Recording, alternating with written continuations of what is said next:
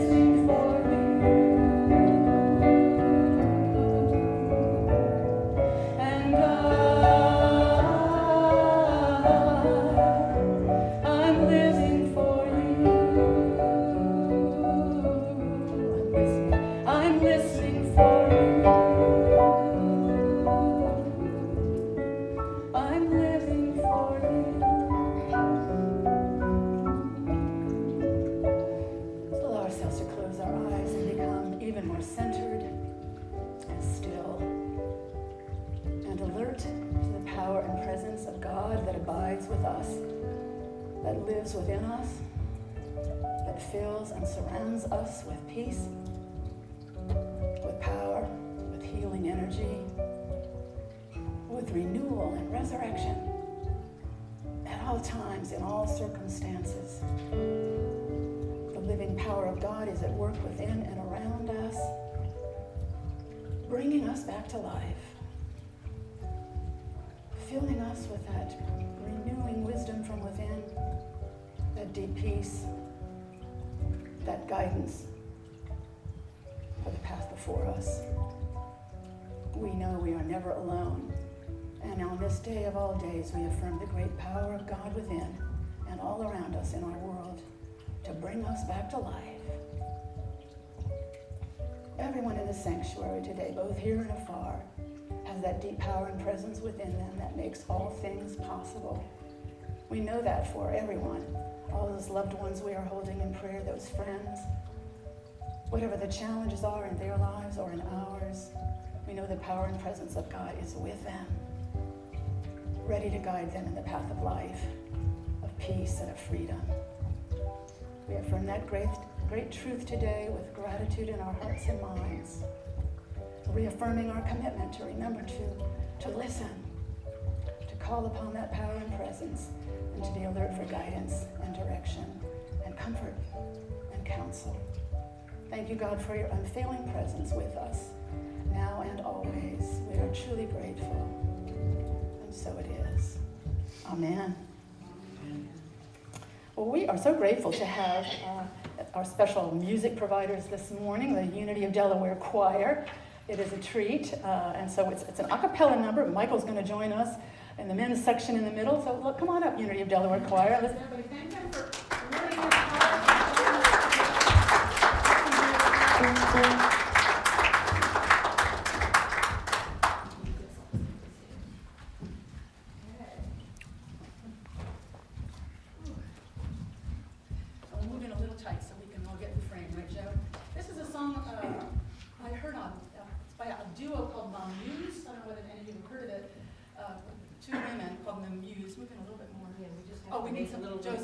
Yeah, and me.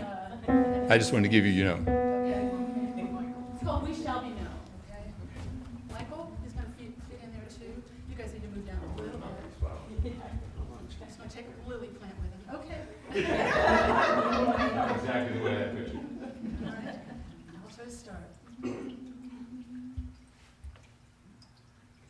We shall be known by the company we keep, by the ones who circle round to tend these fires. We shall be known by the ones who sow and reap the seeds of change alive from deep within the earth. It is time now, it is time now that we thrive. It is time we lead ourselves into the well.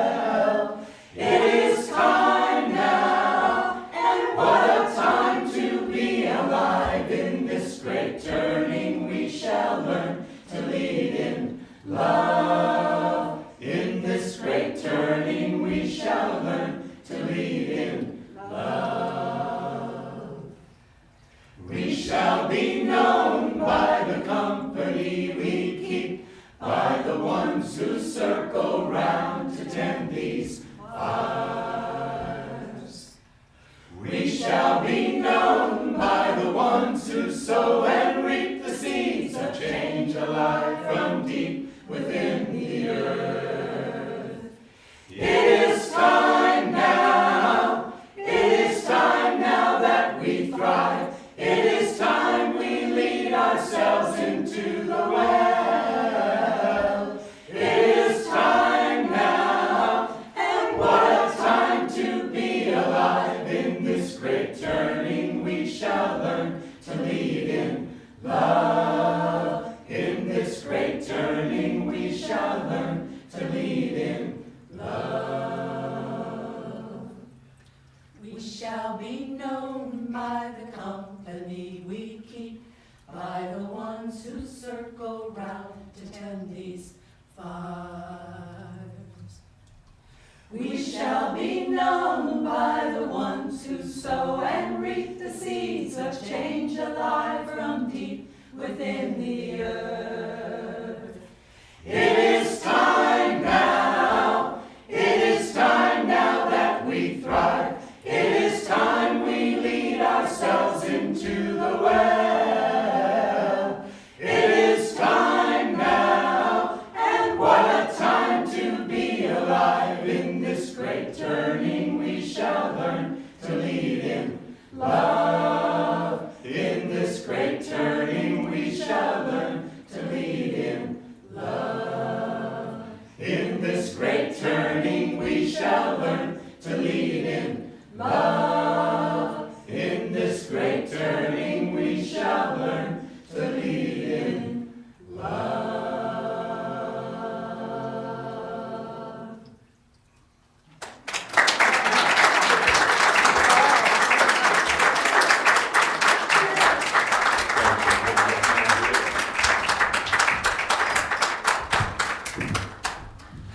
Thank you, choir. That was lovely. All right. Woo, that was just a beautiful song, isn't it? We Shall Be Known, if you ever want to look that up, by Mom Hughes. Thank you, choir. We'll have to do that again, right, sometime? Absolutely. All right. Well, it's Easter Sunday. I had to find an Easter joke, and this is the best one I could come up with. You might have heard it before, but it's been a while. It's about a priest named Father McPherson. He's an avid golfer, and he's noted for being very, very good. And he golfs as much as he can. But he has a busy parish, and he's really not supposed to take time off. I mean, he really needs to be on his deathbed to get a Sunday off. But it's Easter Sunday. The weather is perfect. He gets a call from a course nearby where he always, has really good scores. And they say that trying to put a foursome together, there's like famous golfers involved. Tiger Woods is there, and who are some of the others? Phil Mickelson, you golfers, does that mean anything to you? Phil Mickelson, Steve Stricker, big name in golf, apparently. Anyway, they want Father McPherson to join this foursome. And it's 150 miles away. They call him early that morning. He can't resist. So he goes. Somehow he finds a substitute priest to fill in. He breaks all kinds of traffic laws. He gets there like 10 minutes early. He's so excited. And the game is just going terrifically. Everybody's playing really, really well. And Father McPherson particularly is just scoring like crazy. He's so good. He never played so fantastic. It was like a dream. Every chip a champ, every putt perfection. It's sort of amazing. So approaching the 18th hole, he's hit his third shot from 275 yards out, and the ball was headed straight for the pin. Well, up in heaven, St. Matthew and St. Peter are looking down, and Matthew says, "Pete, are you going to let this happen? That ball is heading for a sure double eagle." And he says, "Well, Matthew, Matthew said, do you want me to cause a great wind to toss it off into the rough?" And St. Peter thoughtfully said, no, Matt, we must punish this vanity even more severely. Let him make the putt, but have all three of his companions looking the other way." I thought that was pretty cute. Pretty cute. Even for somebody that doesn't know golf, I thought that was a pretty good joke. Well, this is all kind of about resurrection energy everywhere right now. That's my title, Resurrection Energy Abounding. It's so happy Easter, everyone. Let's say that one more time. Happy Easter.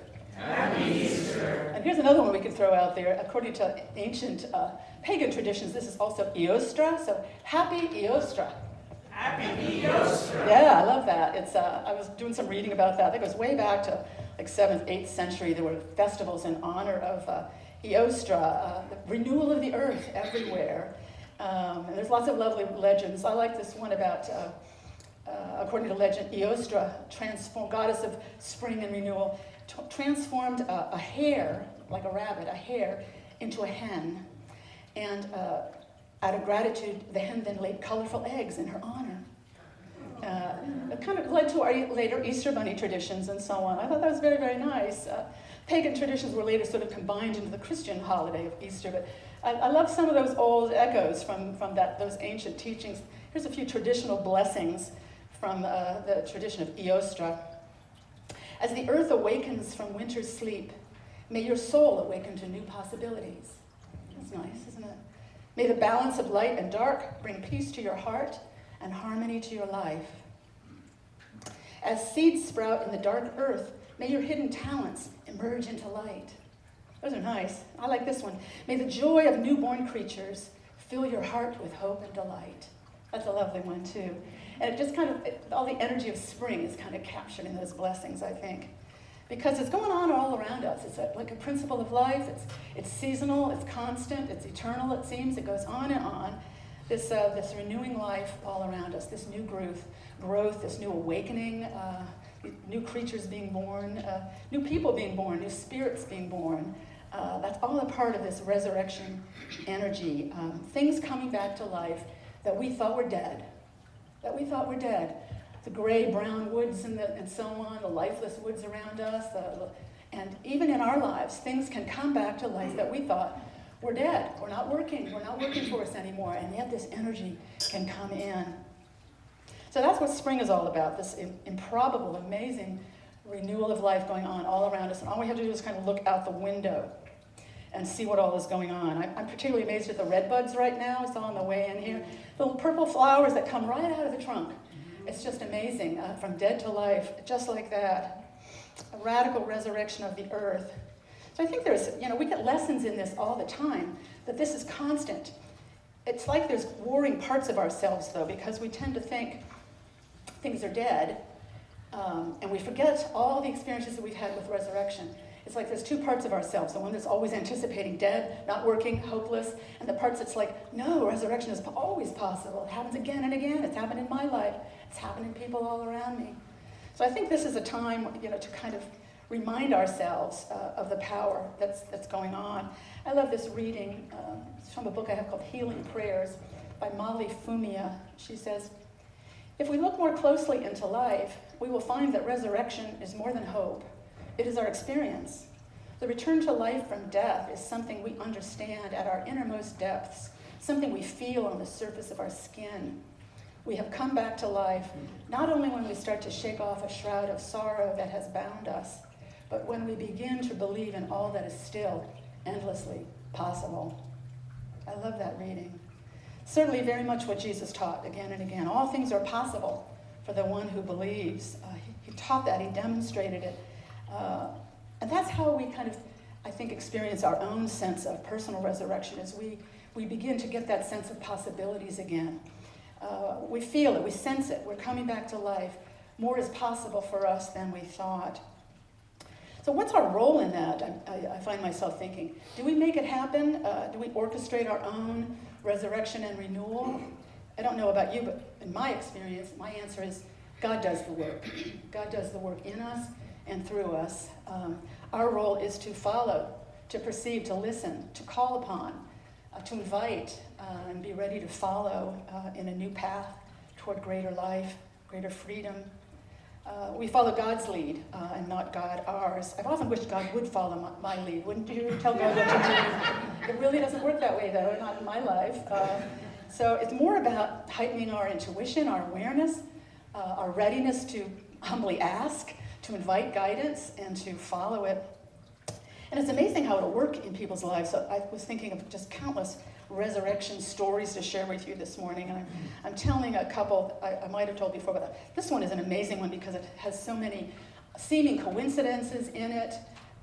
Like Michelle Harkey talked about, was that last week? She shared about that divine coincidence or synchronicity. And so often there's divinity in it for sure. There's God in those details. This is a wonderful story of that from some years back about a doctor named Dr. Fred Epstein. He was a brilliant pediatric neurosurgeon.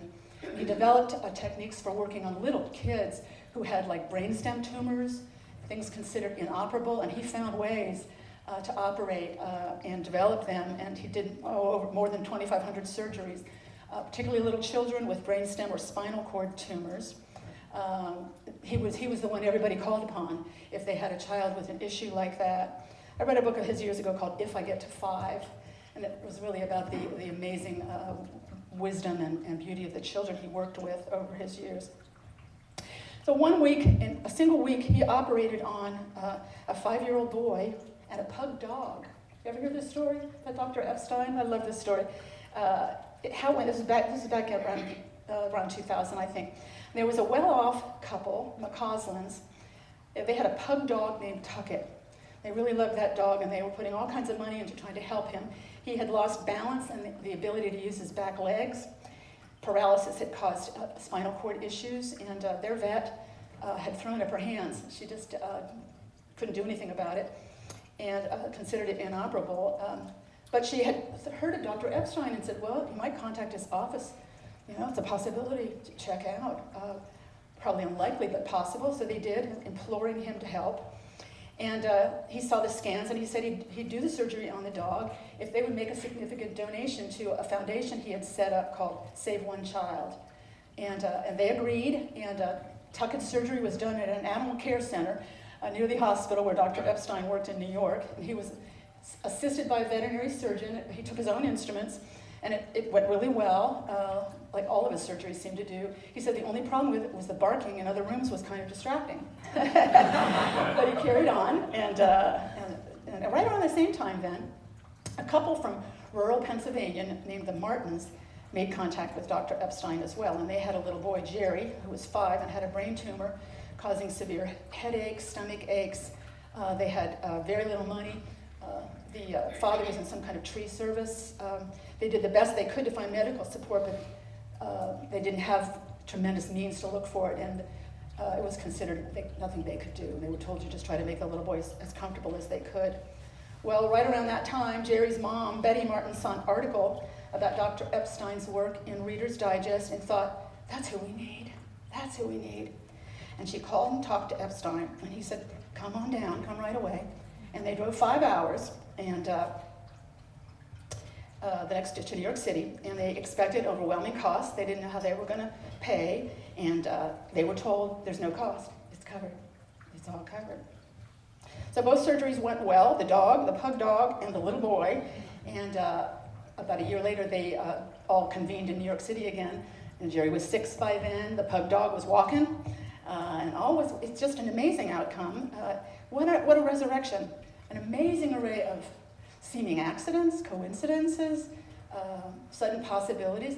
What I think helped to make that resurrection possible was their openness, their willingness to ask for help, their antenna were up. It's amazing what kind of things can come together. I think God really loves to work through coincidences in our lives. And I think it happens in all our lives. This is sort of a dramatic one, but I think it's happened to all of us. You happen to meet somebody, happen to stumble upon a book that has a message that's important for you at the time. You happen to have a dream. Somebody happens to say something that's really what you need to hear. Who's that happen to? Yeah, resurrection is a part of our life. And God is in those details, leading us toward encouragement, new hope, new possibilities that make new things happen. I had an experience of this years ago. I was doing some hospice volunteer work. I think it was right around the time my mother passed. I was about 35, and trying to come to terms with that myself. I was grieving myself, and it had not gone well. Hospice was new at the time. So I was doing some hospice volunteer work, and one of the people I visited was a young woman named Denise, who happened to live in Dublin, where I live now, odd thing. But anyway, she had been in cancer treatment for quite a while. She was only 27, but she had recently quit treatment, didn't want any more chemo and things like that. She was pretty much done. So she was living in her parents' home in Dublin. She had been engaged, but her fiancé had not been able to handle all the treatments, all the trauma, all the challenges of it, so she was living at home. And we shared a few lovely afternoons watching birds at the bird bath in her parents' lovely backyard, and I'd make sandwiches, and we just talked and laughed and told stories. And I really admired her kind of spiritual centeredness in the midst of all that challenge of the trauma she'd been through. But then all of a sudden, of course, and this happens all the time when you're doing hospice volunteer work, I had a call from the mother that Denise had passed. And she'd been back at the James that week, and they had taken very good care of her. And this was on my answering machine. Do you remember answering machines? This message from her mother was on my answering machine, and she said, her mother said, and I couldn't believe it as I was listening to it. She said she was so peaceful. There were angels all around us. We could feel it. It was beautiful. I just had to listen to that again and again. How could that be beautiful? But I believe it more now. after having seen more and more resurrections and heard more stories about people coming back to life. Even if it's beyond the veil and we don't see it happening, that resurrection energy is always with us. I believe that, for Denise, just as I believe that there were angels around the tomb of Jesus and that he appeared to his disciples on the road to Emmaus. There is amazing possibilities at work because God's resurrection energy is everywhere. All is possible. So I think let's let this Easter remind us maybe of that powerful resurrecting energy in our very midst, within us, around us, with our dear ones, with our families, in our community, in our world. That energy doesn't go away no matter what the circumstances look like. There is a powerful presence within and all around us doing its powerful life-giving work. In ways great and small, and seeming coincidences, it could be just a word in your mind, a glimpse of peace, something that reaches you through the hands of a stranger, something is said. Resurrection energy is spreading among us at all times, both here and beyond, going on right now within each of us. Here's my affirmation for the day, if you'd like to join me in it. The resurrecting power of God is always with me. Together? The resurrecting power of God is always with me. So it is. Let's take that into the prayer for just a moment. Affirm that truth in the quiet of our minds and hearts. We are never separate, never apart from that living God. It is always available to us. As we seek it, as we call upon it, as we invite it to lead us, to show the path ahead of us, we are alert, we are humbly listening, and we are ready to follow. Thank you, God, for your unfailing presence in our very midst. We are truly grateful. And so it is. Amen. All right. Well, we're going to have the choir come back up again and do a really easy one. We hope you'll all join us on it, too, because you'll catch right on to it. It's kind of a gospel feel song. It's called This Joy. Thanks to Michael Contra for his support today, too, in the choir. Pressing him into service as a singer today. That doesn't happen that often. Okay. Joel, come up and sing. The camera on.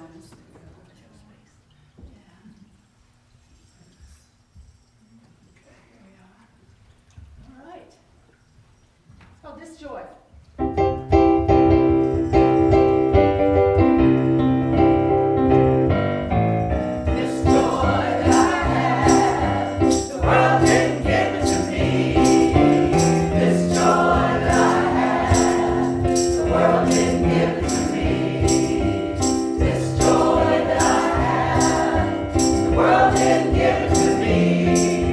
The world didn't give it, the world can't take it away.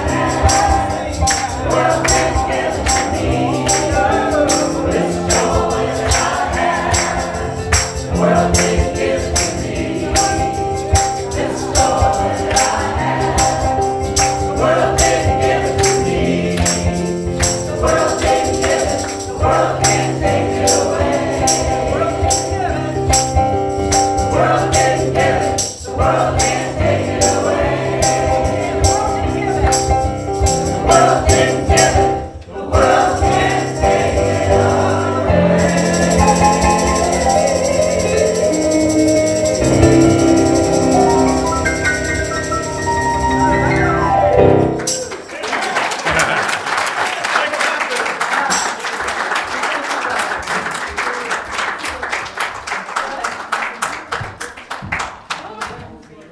how funny. We have a bird outside the window here, just like enjoying the choir. Oh, no. All right. Who's our platform host today? Paul Wessler, president of our board. He's going to share some thank yous and announcements today.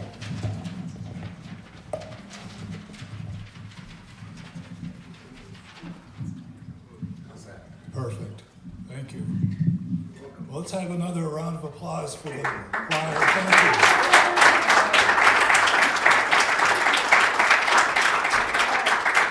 you. You know, in basketball parlance, that's kind of like the Fabulous Five playing for us. Thank you so much. Well, Joanne, that was the perfect Easter message. We want to thank you for enlightening us and lead us into the light. Thank you so much.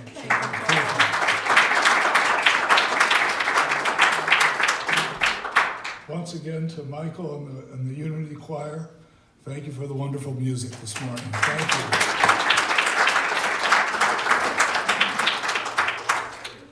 you. And as always, we want to thank Joe for bringing us all together near and far. So thank you so much.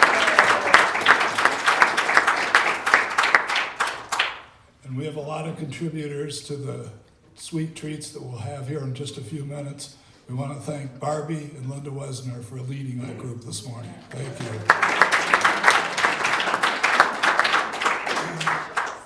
And of course, we always want to thank you for your tithes and donations. We really appreciate the support. Thank you. Okay, just a couple announcements. We want to thank Joanne and others for all the beautiful flowers this morning. Thank you so much.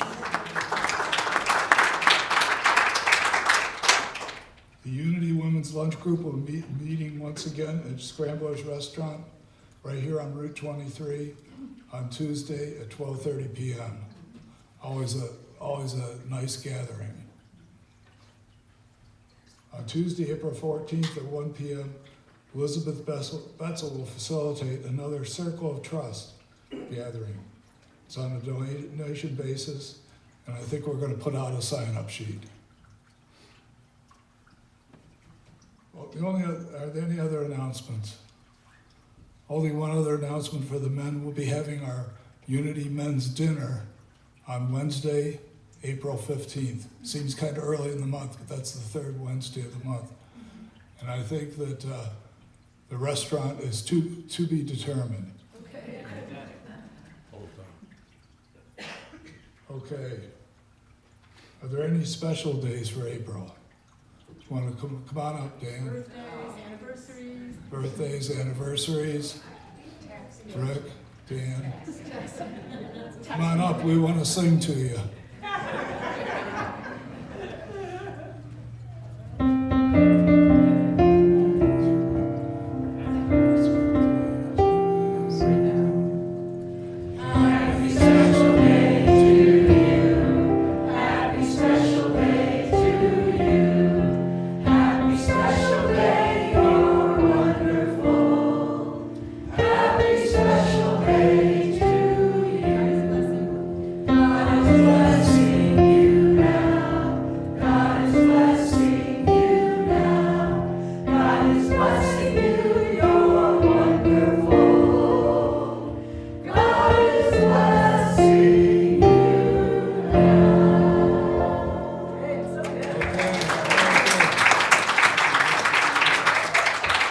Okay, let's gather up for our peace song.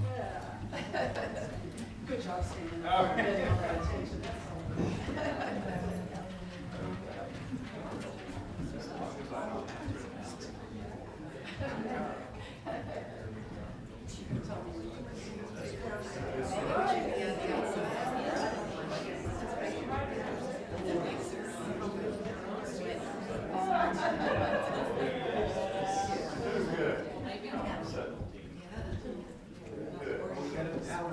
Yes.